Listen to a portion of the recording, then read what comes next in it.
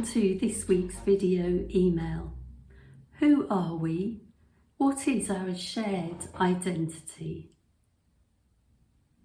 I might be going off on one here, but lately a few powerful influences have been swirling around in my head.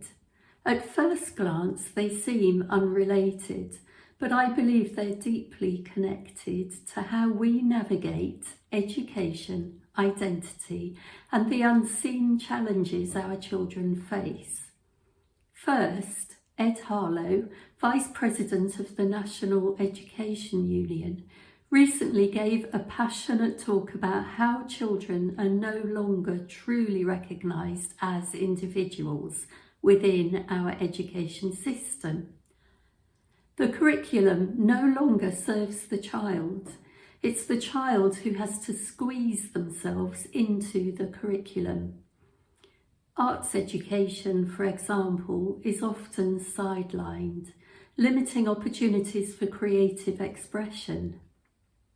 Second, Ibram x Kendi's book, How to Raise an Anti-Racist, keeps echoing in my mind.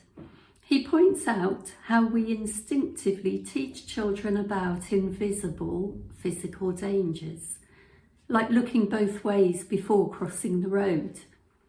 But do we give the same attention to the invisible dangers of microaggressions, bias, and prejudice? How do we prepare children to protect their mental well-being in a world where these unseen threats are ever present? And finally, Sir Gareth Southgate's Dimbleby lecture this week struck a chord. While he spoke about belief and resilience in young men, his insights felt just as relevant to early childhood education. He built a football team by connecting with each individual first, creating a culture of belonging. His goal? A proud, diverse, resilient team who stood up for each other.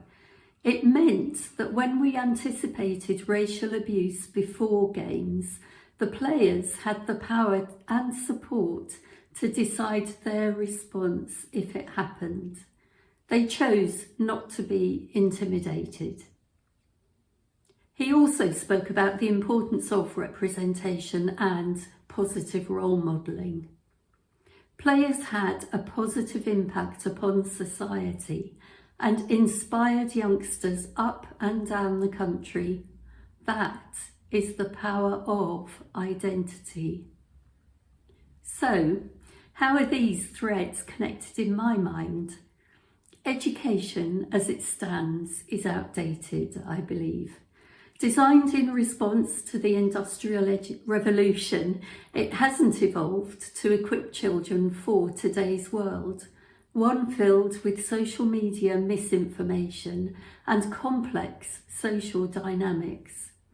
More than ever, they need to learn to think critically, develop self-belief and navigate the unseen dangers of bias and discrimination.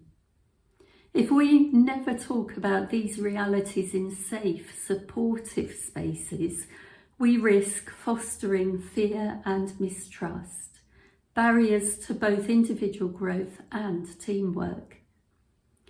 So here's my reflection for the week. What kind of shared identity are we shaping when we interact with young children? Are we modelling positivity, inclusion and resilience? Or do we sometimes fall short? At times, the fight for positive DEI awareness feels overwhelming. But then I hear from passionate voices like these and remember, every effort counts.